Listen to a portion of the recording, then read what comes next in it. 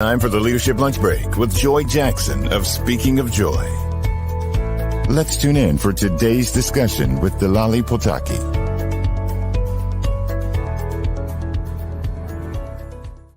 Good afternoon. Good afternoon. Welcome to the Leadership Lunch Break. I am so glad that you are joining me this and every Thursday as we chat about all things leadership, but I don't talk about leadership in the traditional sense. So it's more than just having a title or a position. It's truly about influence and responsibility and knowing who you are and that you have an impact in the world, in your community, with your family, with your friends. So speaking of friends, I am so excited to have one of my dearest friends from many, many moons ago, Ms. Delali Potakey, here with me today as we talk about starting over.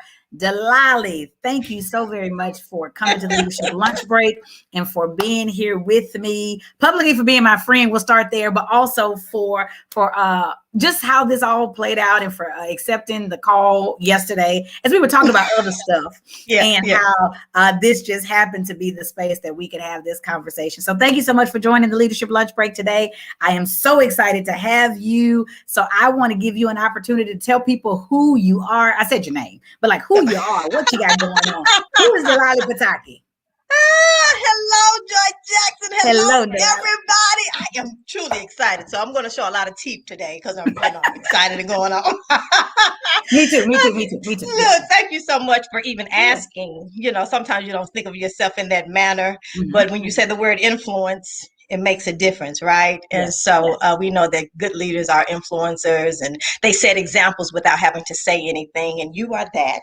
But I want to really I really appreciate just the opportunity just to kind of share. So who am I? Who is Delali Potakey? Well, this young, middle-aged. Not middle-aged. No, you're not middle-aged. It's young. Look, what is this? I think when you hit your 40s, you're middle-aged, whatever. Yeah, but 40 is a little twinger. I refuse. Well, Delali's a little bit older than me, everybody. Just by a month or so. We'll let her be middle-aged. So Delali's a nice middle-aged young woman. Okay, keep going. But just a little bit about my cultural background. Father is from Ghana. Mama is from Memphis, Tennessee, Orange Mound, Tennessee. Let me be correct. And spent most of my life performing. Started with dance and then went to the Tennessee State University. TSU.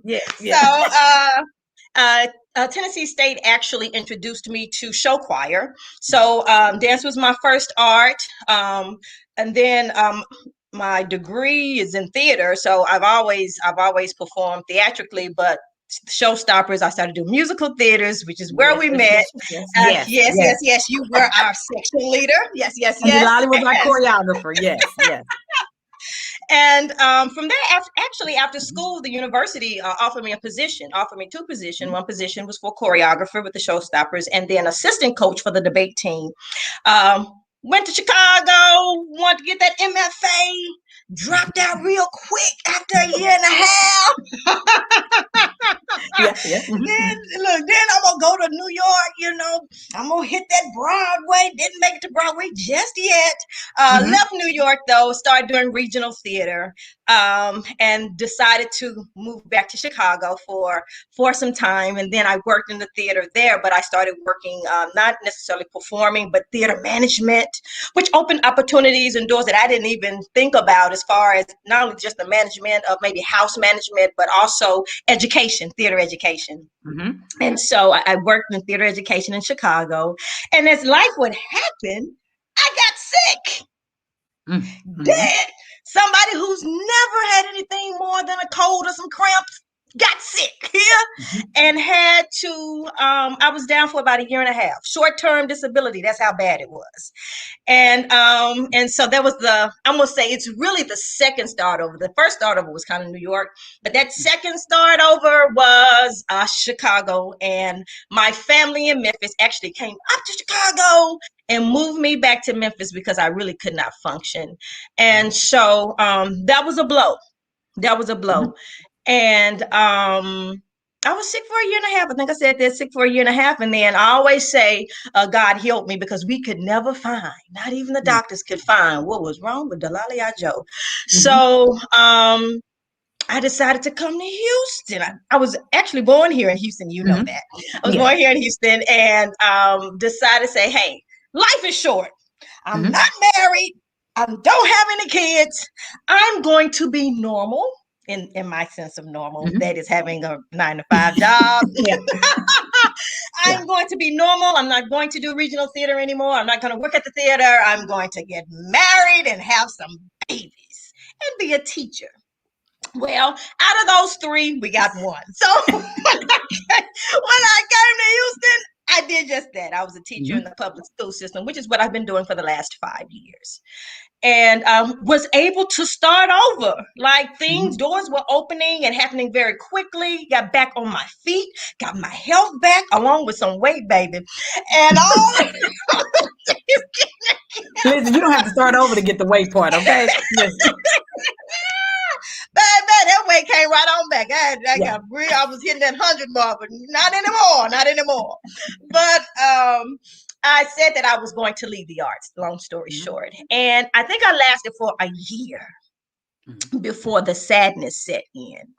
And I was just like, oh my God, I am really missing the theater. And so had conversations with a few people, you got to get back in it. But it was such a sore topic for me at that moment, because how everything just stopped in Chicago.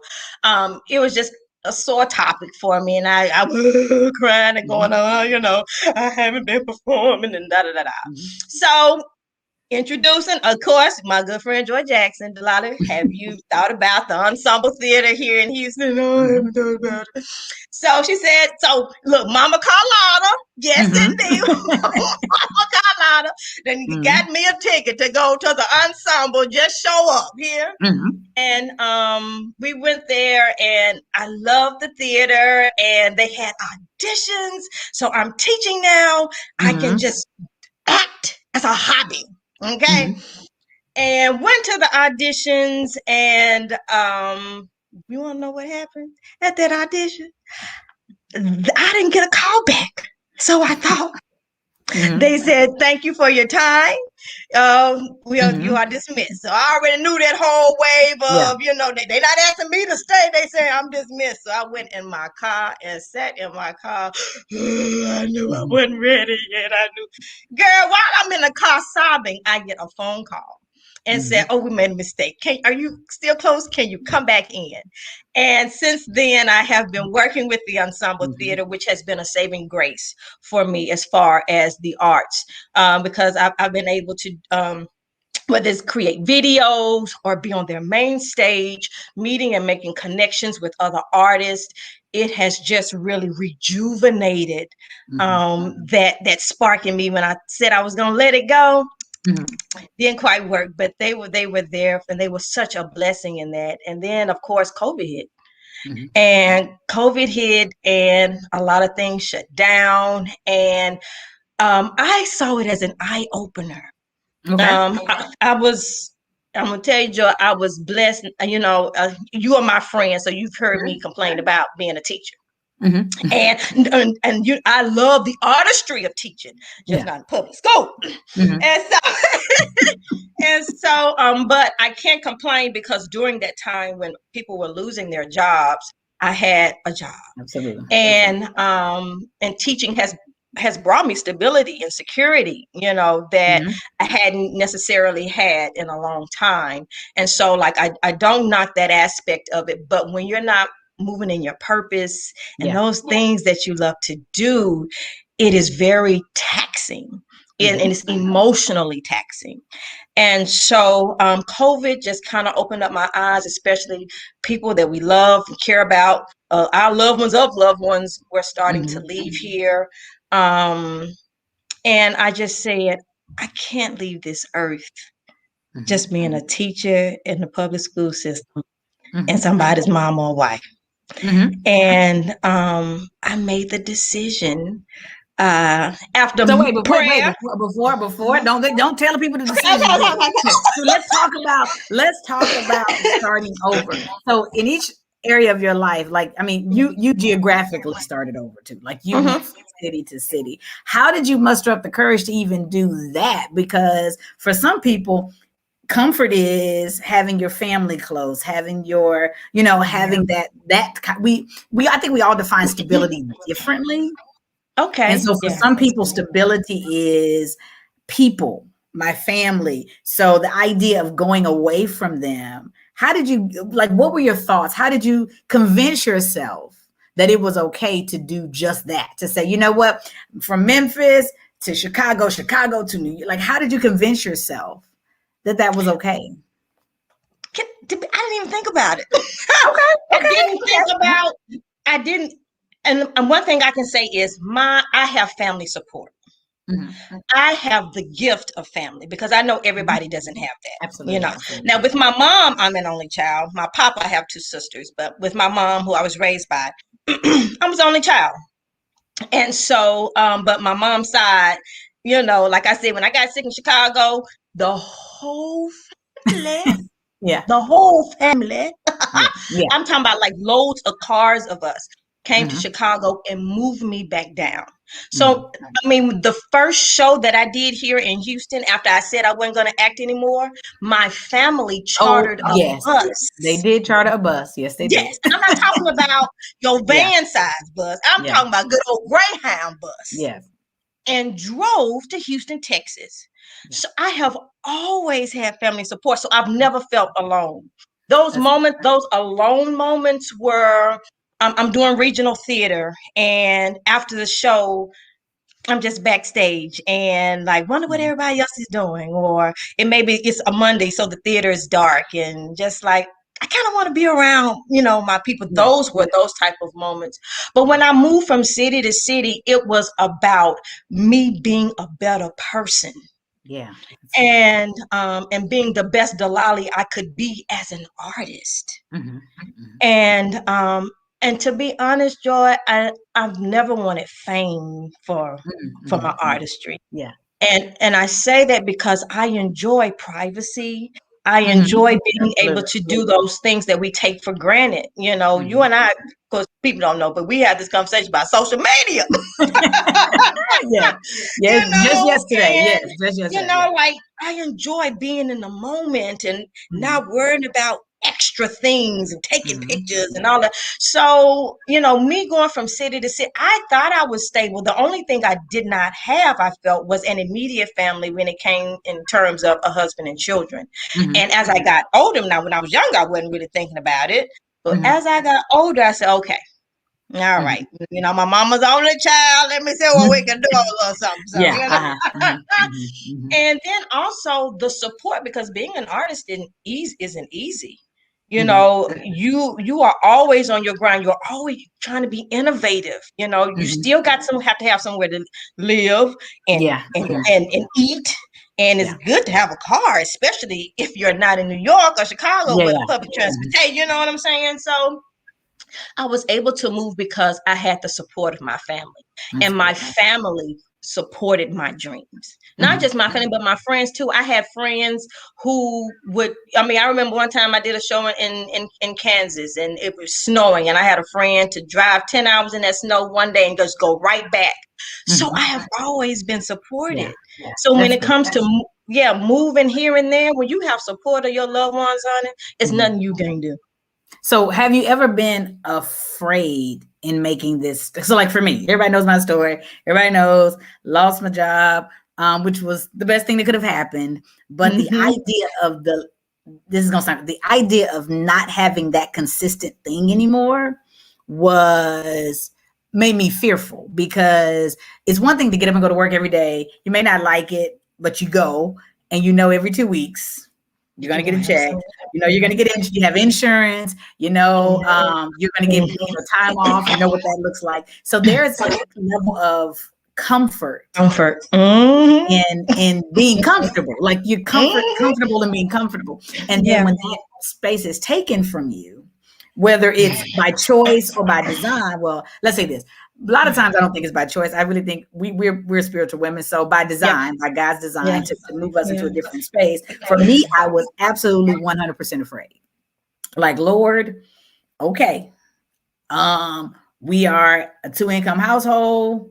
I have a 6-figure salary. Yeah. I carried a family on insurance. So the idea of starting over for me was like, no.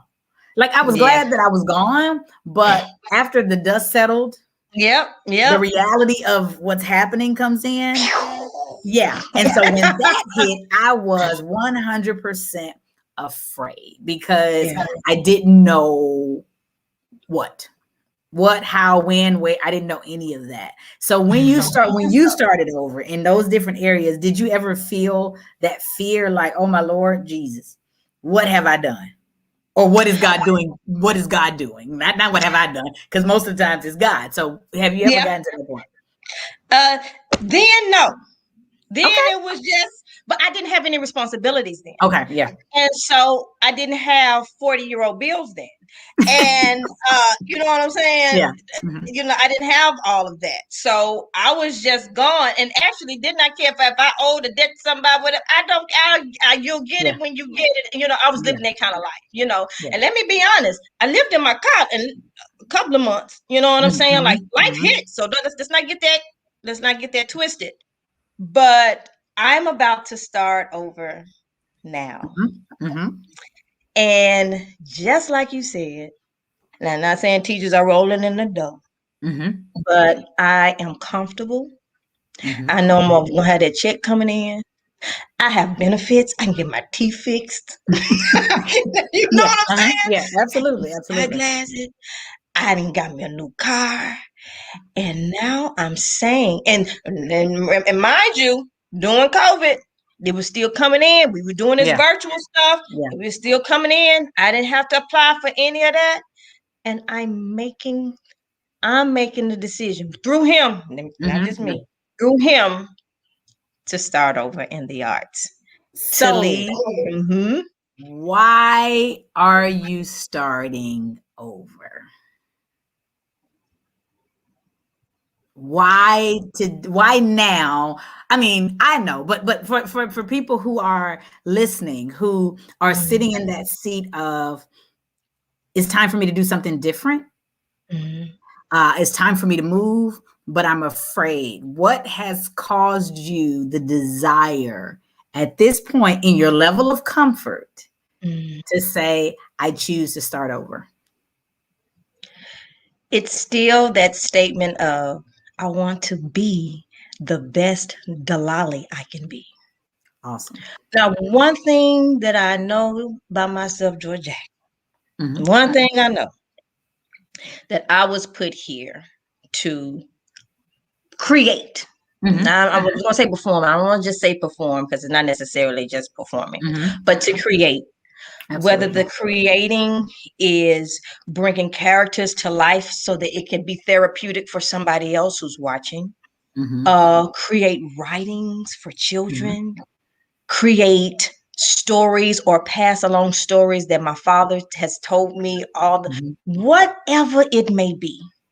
And I know there are those that say, well, you can teach, still stay here and teach, and then create.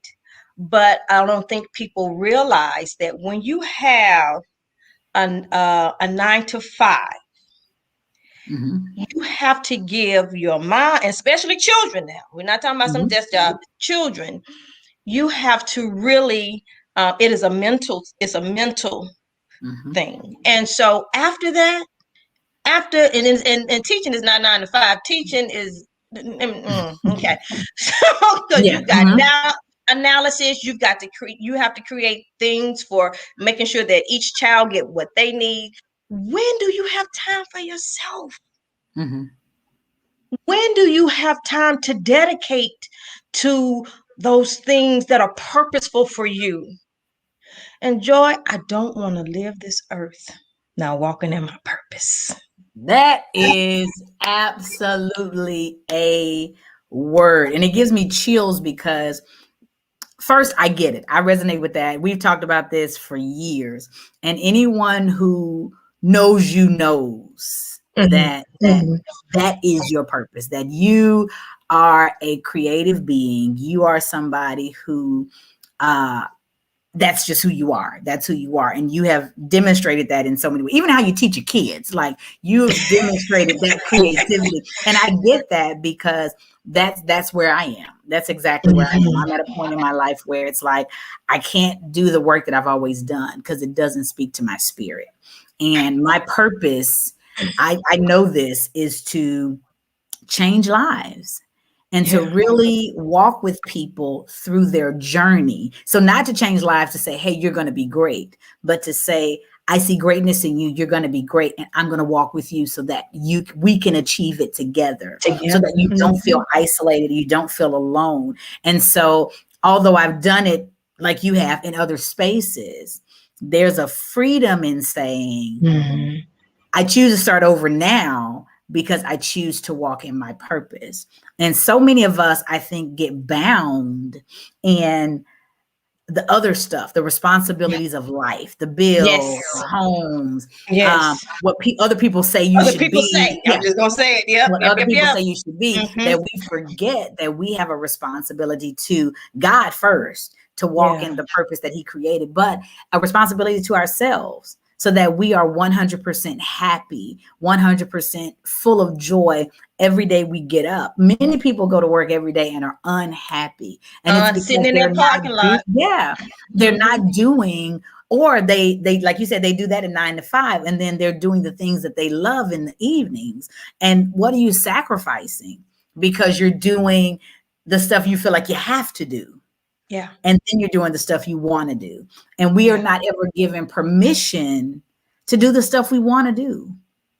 And not to say that we don't have responsibilities and there are things that we have to consider. But when you're clear about who you are and what you're created to do, you start to etch out whose you are. Exactly. You start to etch out spaces in your life so that becomes your mission. Yeah. That becomes your purpose. And the thing about it, and the reason I said whose you are, like you said, we are women of faith. And to be honest, Joy, I really had to go before God and build my faith because I have had so many disappointments. Yeah. And I didn't realize that I had lost my expectations of God. I didn't realize that. Yeah. And it wasn't until, so it was almost like in prayer, and it's just me, just a transparent moment. God said, what are you expecting of me? I can do, if I am the one who can do truly anything, what will you ask of me? Can I not perform it? Yeah. Will I not do it for you, the woman I created for myself? Yeah. And I had to say, I trust you. Yeah. I'm making this move. I said, but God, you got to open every door that I'm supposed to walk through and close every one that I'm not. Yeah, absolutely. Even financially. I mean, like, I need your help. Yeah. Or I'm gonna get somewhere and be still, And so, but can I say he's done just that? Absolutely. And after, it's so funny, after I've made the decision and just say, okay, I'm moving forward in it. It's funny, things that I was just like, if I got to be a teacher, I want to be a theater teacher. Now I'm an English teacher. I want to be a theater teacher, And all of a sudden I make the decision. I'm starting to get things rolling, get ready to get out of here. And a position becomes over. Yeah, absolutely. Absolutely. Tell me what the taste of nuts and honey. Absolutely. but that's the way. So it's important to say to people who are listening and who will watch this, make sure that you keep your eyes on the prize and not the money, but what God has called you and told you you're going to do, because in your walk and trusting, things are going to come that look really good. The shiny ball syndrome. You're going real good, and all of a sudden something looks really good. Like, oh, I'll do that. Or, oh, I'll do that. Oh, you know what? That looks like God, because at one point I wanted to do that. So now I'm going to go down that path because that's got to be God. That's got to be the next opportunity, because I wanted a theater position. I wanted to be a theater teacher. Well, here's a theater teacher position. And actually, Delali and I had this conversation yesterday, and I said, well, hey, listen, I think you should consider the theater position. I think you should consider it, tell her you think about it, and then really go to Atlanta, see how it feels. And if it doesn't work, then you always have that to fall back on. And you know what she said to me? I told her I respectfully decline. And that blessed me because that's faith. That it's, you know what? I'm going to do what I believe and what I know God has called me to do. And I'm not going to be distracted by the outside stuff, because the outside stuff looks as pretty and nice, but it goes back to the comfort part. And I feel like at this point in our lives, faith and comfortability can't be in the same room. Ooh, ding, ding, ding, ding. They can't. Now we can say they can, but if I'm comfortable, then that's on my own power. Yeah. If I'm comfortable, that's me. And I'm going to say something uncomfortable. But if I am going to trust God, I have got to be uncomfortable. Yeah. Because I don't know what's next. I don't know what's happening. I don't know where I'm going. I don't know what's about to transpire. I truly am walking by faith and not by sight. And if I close my eyes right now, I try to walk out of this room, I'm going to bump into some stuff because I may figure it out, but that's not how I move. I move with my eyes open. So because I can see it, I can do it. So when we really get to a point where we're going to walk and trust God, it's like walking with your eyes closed. And can I tell you, this is the first time that I have been scared. Okay. You asked earlier, you asked me like, what was it? Why are you able to move here? Like, I'm in fear. I'm gonna go off and do something. You know? I don't know what it is. I'm gonna go off and do something, you know. This is the first time, Joy Jackson. Yeah. And I am scared. But I'm also making the decision not to allow fear, not to allow fear to stop me. So and I think we all get scared. Absolutely. And and I think we need fear, because fear is that signal, like ding ding. Wait a minute. That's your mind's way of protecting. Yeah. Absolutely. But you can't allow it to be a hindrance and to stop you. Yeah. And can I tell you, I felt like the biggest hypocrite in that classroom, Joy, telling them babies that they can do and be, and I meant it, do and be anything that you wanted to, and I meant it. And I said, find ways, find avenues. And I'm giving all of this and da da da da. And then I go back and I sit in that desk and I say, Delali. You know what I'm saying? It's almost, we have different pulpits. Yeah. And we're so quick to say, or call, somebody hypocrite, you in a pulpit doing this and you telling the people to do this, but you're not doing it. And that's how I felt.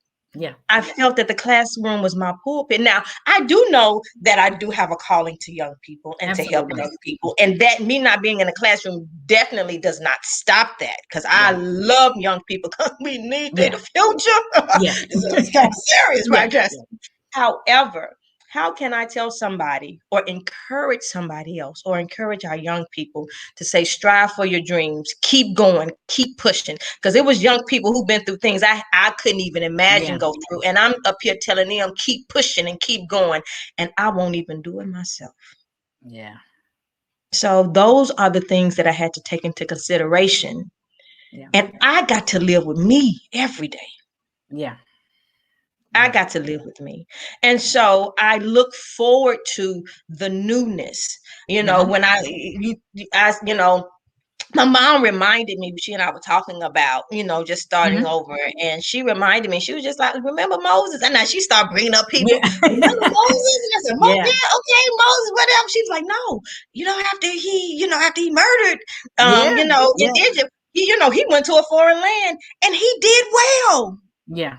He did well in this form. He got married. He increased. And then in all of this comfort and luxury, God said, come on, I need you to help my people. Yeah. And so I really feel when you look at scriptures like that, even Ruth, and she left everything to go. And she found a man. Yeah. and it's so amazing. And I think as adults, we have a bigger fear than we did growing up as children, or children in general. Because if you think about it, we start over as kids a lot as we grow.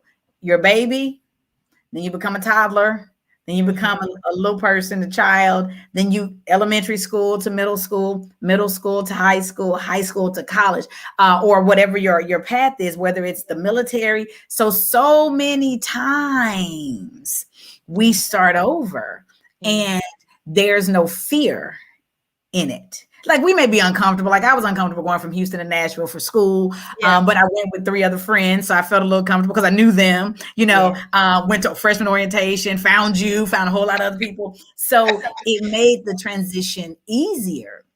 But if you think about it, in our lives, we always start over. But it's I believe that, and this is my theory, the reason we become adults and become afraid to start over is because failure is something that we didn't experience as children. I mean, and even though we did not do all we wanted to do, it was okay. Failure wasn't taken the way it is now, because we didn't assign failure as our worth. We didn't assign rejection as our worth. If I tried to sing and somebody's like, baby, you can't sing. Okay. And I would keep singing, right? I move on. But now people say, girl, you can't sing. I'm like, what you mean? And so now there's a fear of rejection. So we have all of these adult emotions that we've now tied to transition that is natural. I mean, 4 seasons, the seasons change, and you don't see the trees saying, man, listen, I got these leaves. I'm not about to drop these leaves. Okay. I don't know what's going to happen if these leaves may not come back. Like, it's the circle of life. But as adults, we now have been exposed to some things that have damaged us. So we don't have that childlike faith. We don't have that excitement that it's new. Yeah. It's now like, oh my Lord, it's new, Lord Jesus. But the perception of failure, it's a negative. It is. It's a negative thing to start over at the age of 42. You know what I'm saying? Like, is that a good thing? but that's what the world. Yeah. And then people start to say, well, what's wrong with you? The reason you start, why you leaving Houston? What's wrong with you? The reason your marriage didn't work. What's wrong with you that you're having fertility? Whatever the issue is, people assign your value and your worth to that. So the idea of starting over or moving into a new space makes you uncomfortable more because of what everybody else is going to think. Because a lot of people around, y'all in the big houses and live large and in charge and all of these kind of things, and like, it's almost like you're giving up that space. And one, I'm gonna be honest, a prayer that I had before I've decided to make whatever decision I was going to make, I said, Father, I don't want the journey to be what it was before I got sick.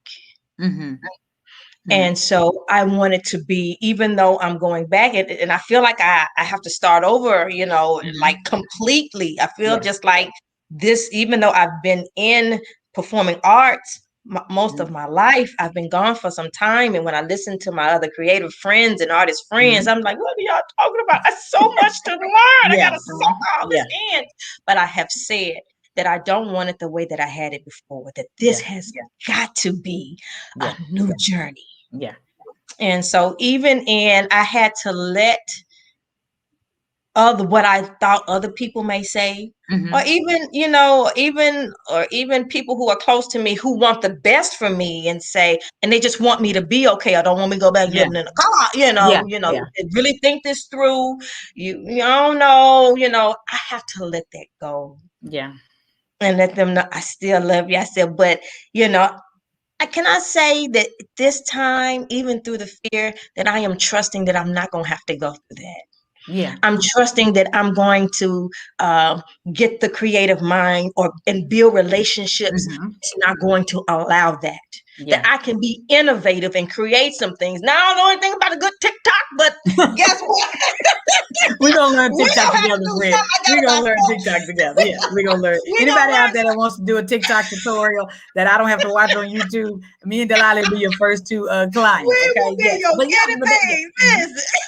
But that's true. And I, transparent moment for me, I am, and I told you this yesterday, I am in a space of managing that disappointment of understanding that people don't see what I see.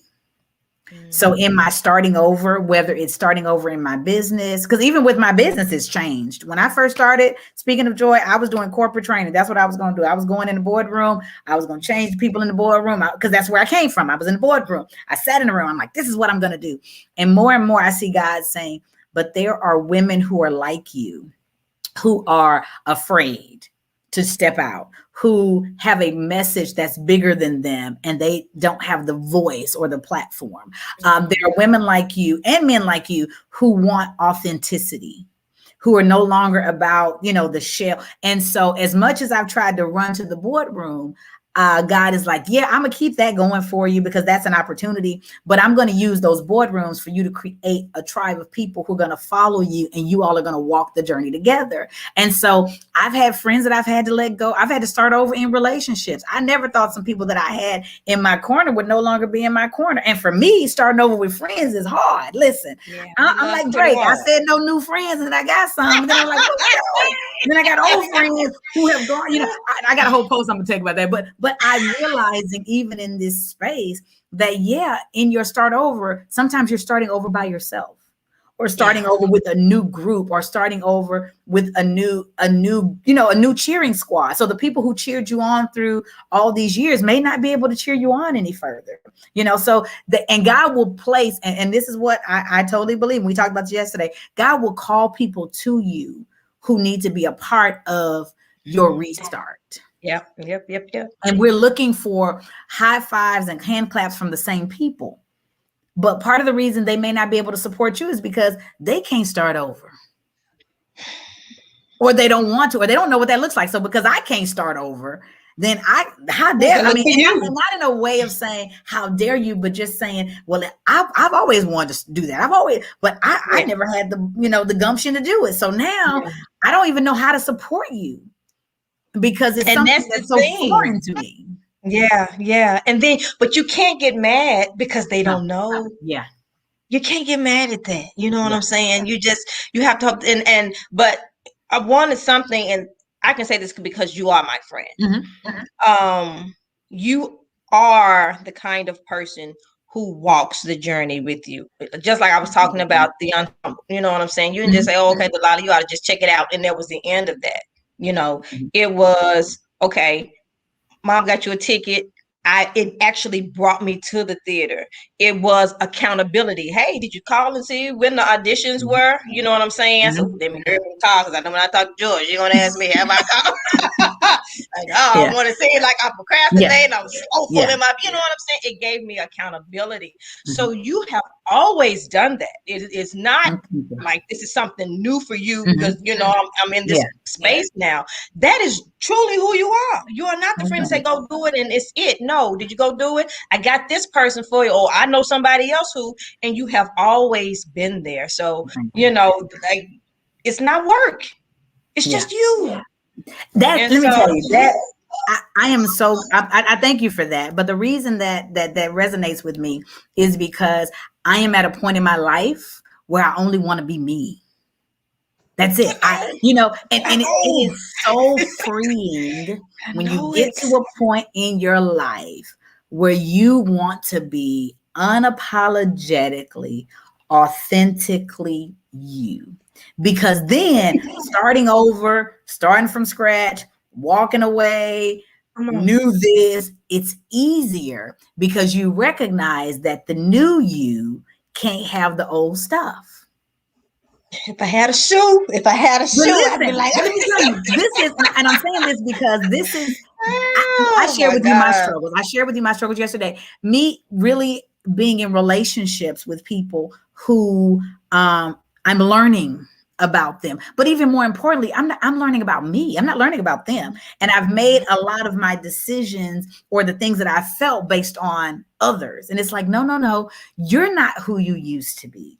You're walking in your purpose. You're walking in your authenticity. And it's not going to be for everybody. So you're going to start over quite a few times because things, people, processes, perspectives that you once held in high regard, they're not the same.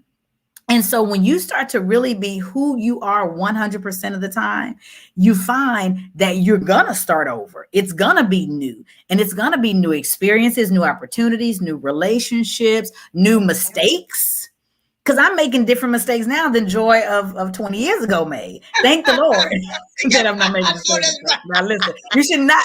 Okay, everybody here, listen. If you're making the same mistakes you made 20 years ago, you listen. You need to learn your lesson. Yeah, you need to know that that's not okay. But ultimately, as we grow and become ourselves, we're not, and it's so funny. I'm like, God, you knew to give me identical twins, because I'm learning so much watching them, because they're physically look the same, but they're independent. And now they're starting to be independent of each other.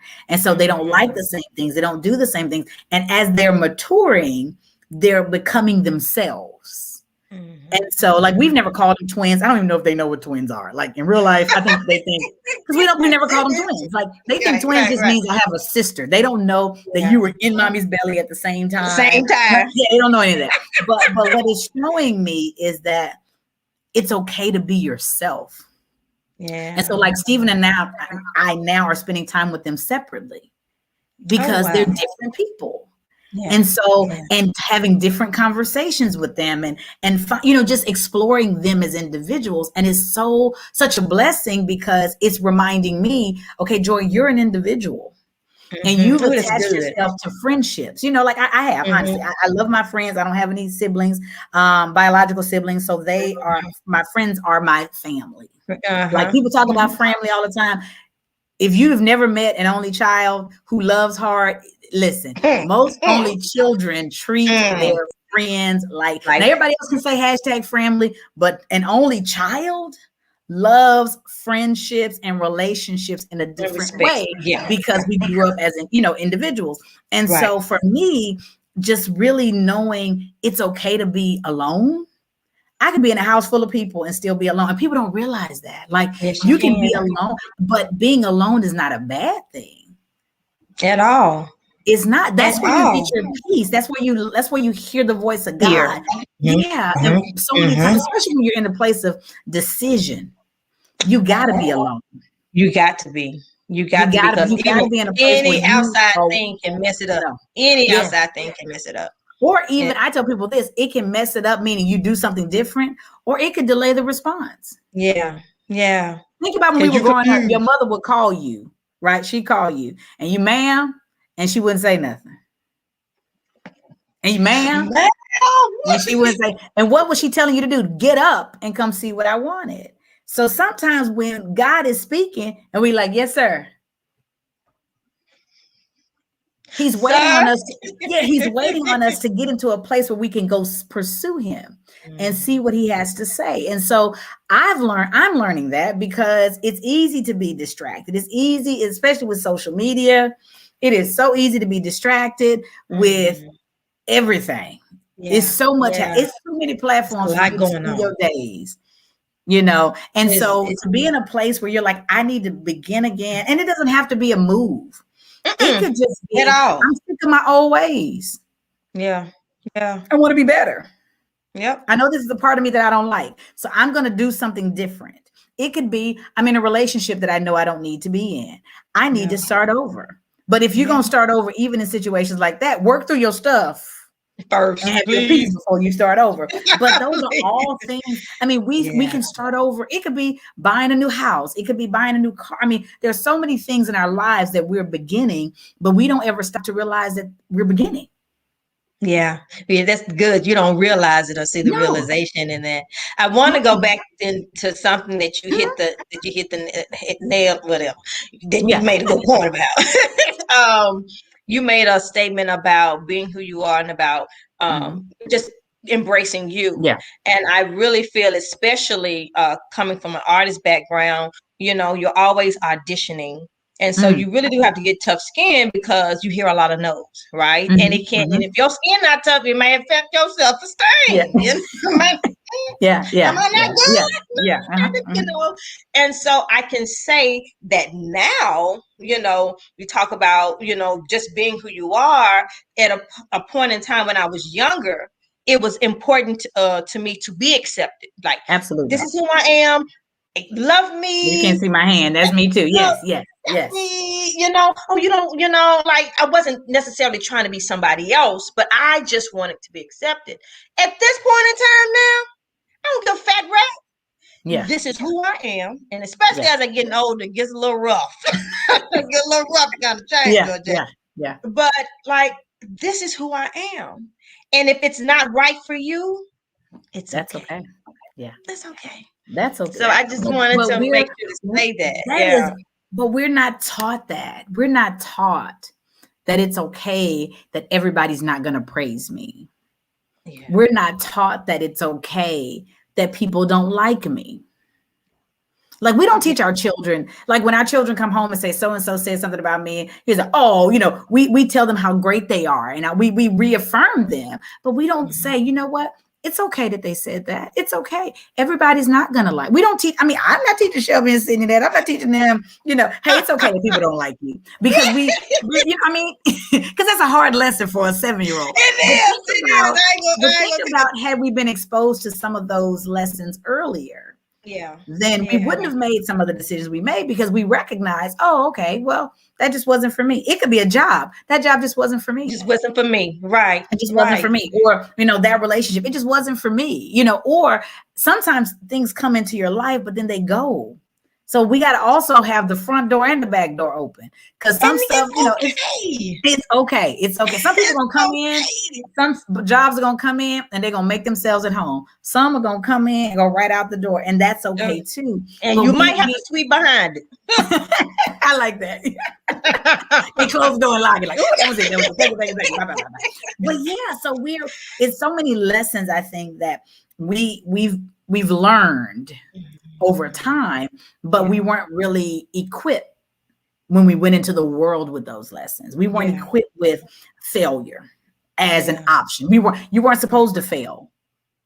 You know, think about it. When we went to TSU, anybody that spent more than 4 years, we like, what's wrong with them? Why do you feel this? Unless they went engineering, now they're in engineering department. But even then, we would find any reason, and it could be they just took some time off. It could be they struggled, but failure was not an option. And we have created a culture of people who are afraid to fail, who are afraid to make mistakes. And if you're gonna do anything, whether you beginning again and continuing, you're gonna mess up. You're gonna make mistakes, and you got to be okay with that. Yeah, and because that's what we learn. How else are we going to learn? Mm-hmm. It doesn't, the variable doesn't quite come out to what you thought, you go back and test it again.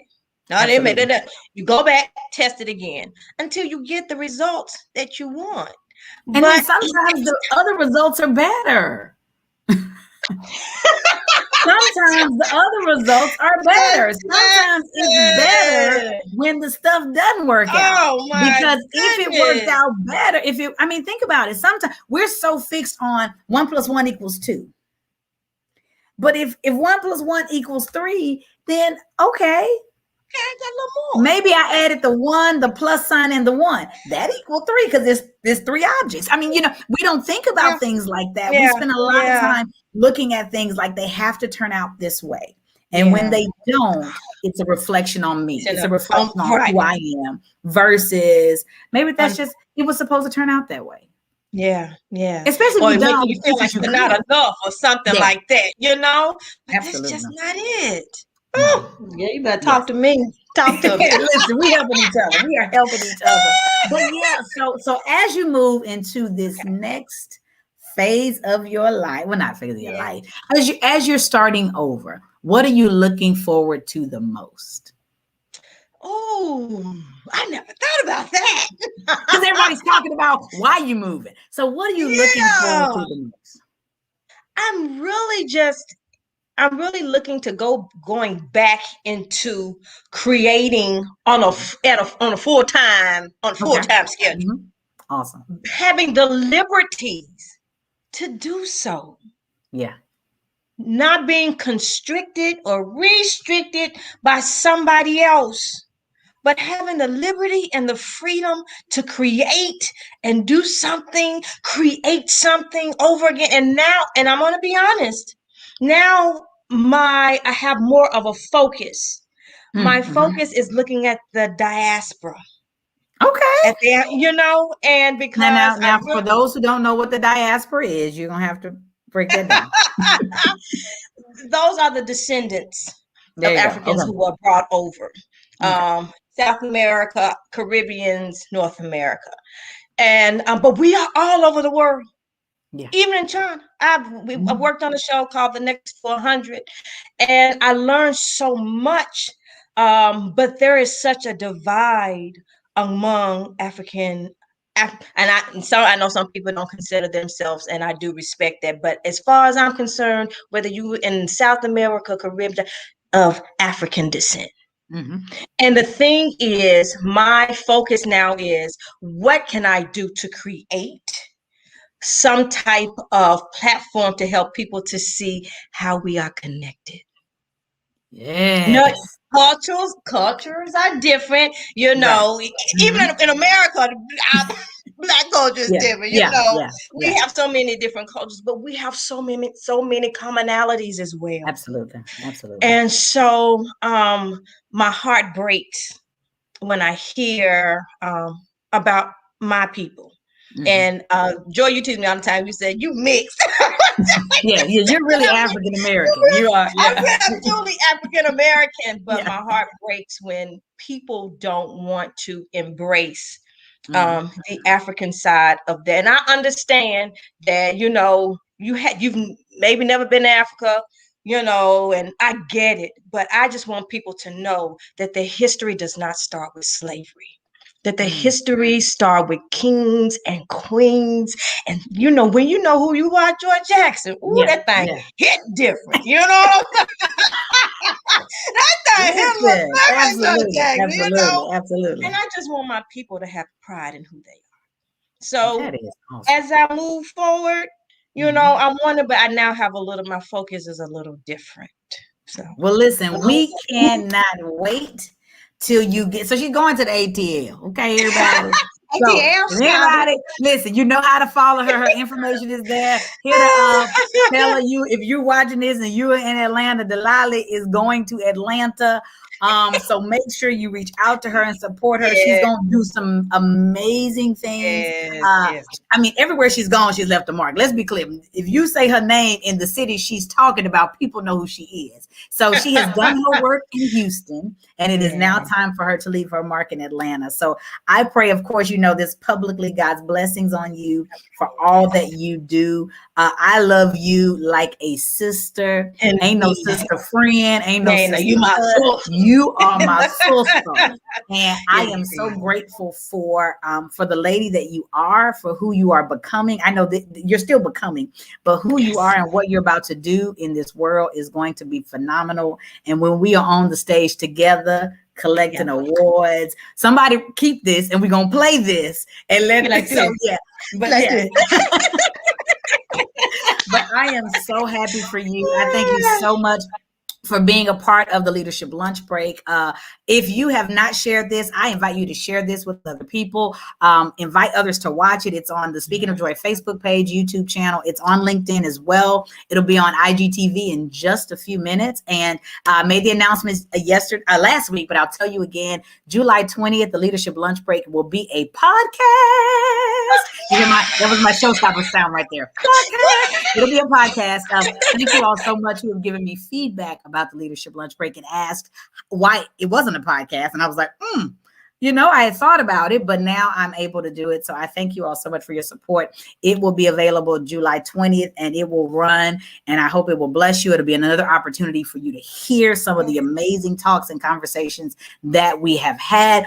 So much more to come. I'm so excited to continue to work with you and share this journey with you. Delali, I love you so, so very much. And ladies and gentlemen, we will do this again next Thursday. Have a good one.